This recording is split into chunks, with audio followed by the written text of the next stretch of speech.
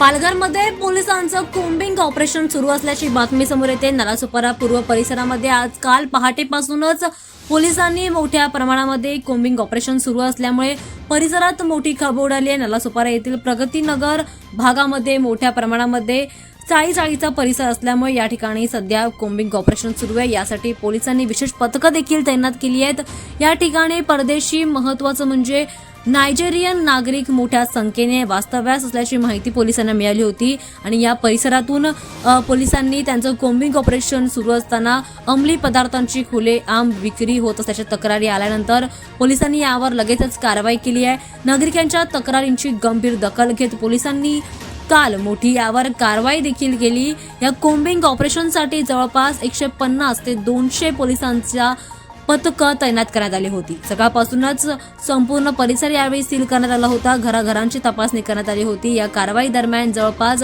100 Nigerian नागरिकांना पकडलेला आहे। अंमली पदार्थांच्या गुन्ह्याप्रकरणी त्यांना ताब्यात देखील घेण्यात आलंय। दरम्यान ताब्यात घेतलेल्या सर्व नायजेरियन नागरिकांनी अद्याप कोणतीही वैध प्रवास किंवा राहण्याची कागदपत्र सादर केली नाहीयेत। मात्र पोलीस सध्या याचा तपास घेत आहेत। पोलीस तपासामध्ये जवळपास 2 किलो कोकीन ड्रग्ज देखील यामध्ये जप्त करण्यात आलाय। संबंधित व्यक्ती विरोधामध्ये गुन्हा दाखल देखील करण्यात आलाय।